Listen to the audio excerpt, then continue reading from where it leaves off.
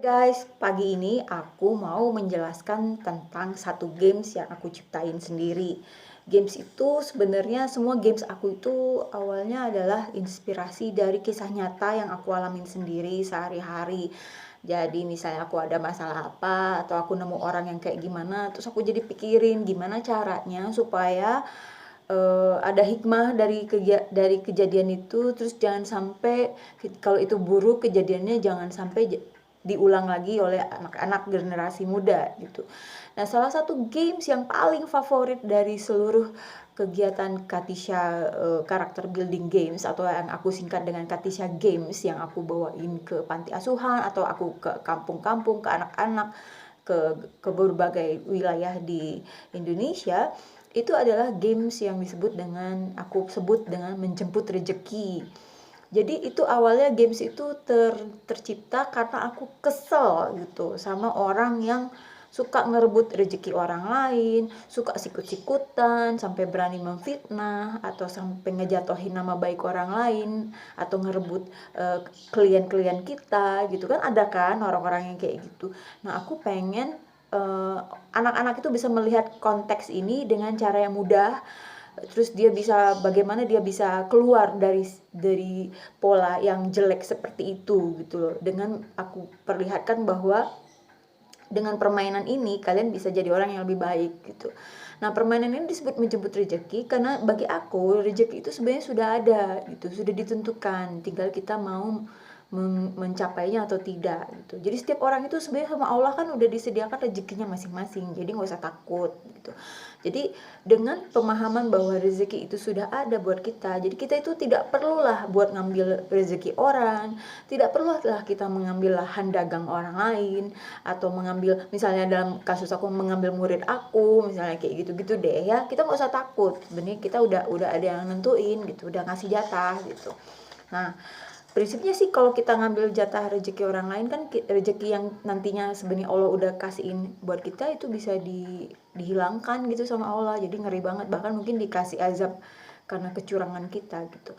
Nah, games ini sederhana banget, jadi kita pakai sumpit terus pakai kelereng. Nah, di sini games ini juga mengajarkan kegigihan. Jadi anak-anak itu harus belajar gigih, baru bisa berani mencoba, harus berani mencoba, semua harus berani mencoba.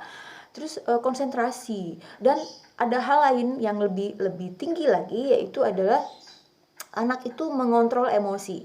Kenapa? Karena disitulah adversity quotient-nya kelihatan. Jadi ketika dia sulit, sebagian anak ada yang udah nyerah, tapi kita semangatin terus untuk tidak nyerah. Ada anak yang santai aja, cool aja, walaupun gak bisa, terus coba. Saya yakin tuh nanti kita lihat 20 tahun, 15 tahun kemudian tuh anak pasti jadi anak yang sukses gitu. Karena ada penelitiannya ya, anak yang memiliki keteguhan yang determinasinya itu tinggi, itu gritnya itu disebutnya grit ya, itu pasti akan jadi sukses gitu loh. Walaupun mungkin lama atau apa, tapi dia pasti akan capai titik sukses itu. Dan itu aku tegasin ke anak-anak bahwa ketika kalian mencari rezeki, kalian terus pakai strategi gitu. Jadi ketika misalnya mereka berkumpul berebutan mengambil satu kelereng itu kita kasih tahu, lo kenapa mesti begitu, kenapa mesti berjubelan di satu titik, sedangkan rezeki yang disediakan sama Allah itu kan satu muka bumi. Jadi seandainya kamu rezekinya nggak ada di Jakarta, ya mungkin di Bandung, nggak ada di Bandung ya mungkin di Kanada, mungkin juga di Turki gitu loh. Jadi atau bisa juga misalnya, kan ada ya seringnya kita tuh lihat kalau di Indonesia tuh satu orang buka jualan nasi kuning, sederetaan itu semua pada bikin nasi kuning. Atau misalnya kayak kemarin pengalaman aku sama Teh Rini jualan yogurt, satu satu yang lain juga ikut-ikutan jualan yogurt. Jadi kan mematikan usaha orang lain gitu, itu nggak boleh. Jadi kalau bisa kita jualan nasi kuning satu, jualan nasi uduk satu, jualan nasi minyak satu, jualan nasi lemak satu, bikin bubur ayam, bikin esnya, kan orang makan perlu es dong, perlu teh botol dong. Nah, kenapa nggak begitu cara berpikirnya gitu loh. Nah, itu dijelaskan di situ, di games itu. Jadi games itu sederhana, tapi anak-anak itu bisa melihat, oh iya ya, saya tuh harus berstrategi. Di sini udah penuh, di sana masih kosong. Nah, seperti itu. Kalau misalnya satu komplek ini yang jualan gas tabung itu udah terlalu banyak, ya pindahlah komplek yang masih baru gitu loh, seperti itu. Jadi sebenarnya kita cuci otak sih ke anak-anak itu, dalam tanda kutip ya, cuci otaknya artinya memberi mereka alternatif cara pandang yang berbeda dalam menyikapi satu masalah. Nah itu gamesnya seru banget.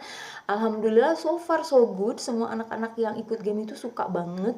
Bahkan ada yang sampai mencoba berulang-ulang, dan efeknya adalah sumpit aku banyak yang hilang gitu ya. Jadi kemarin baru beli lagi karena tiba-tiba sumpit berapa lusin tuh jadi tinggal cuman berapa 7 pasang gitu guys gitu. Jadi mungkin saking semangatnya pengen latihan kali. Dan ada satu lagi, banyak sekali fakta di lapangan itu di mana anak-anak di kampung tuh nggak pernah pakai sumpit, nggak pernah pakai sumpit, tapi saat itu games dia dengan sekuat tenaga daya upayanya mau nyoba, mau belajar pakai sumpit walaupun dengan cara yang aneh, ada yang begini gitu, ada yang dicungkil-cungkil, terserah deh pokoknya caranya gimana. Saya bilang kayak gitu, yang penting kamu bener, jujur, kamu punya strategi, kamu terus bertahan, berusaha, terus akhirnya anak-anak tuh bisa dan dapat hadiah dari kita. Happy banget gak sih? Jadi kita berusaha dengan komunitas sosial Katisha kita merubah anak-anak generasi muda menjadi generasi yang lebih baik daripada aku dan kamu gitu guys. Mudah-mudahan harapannya sih begitu.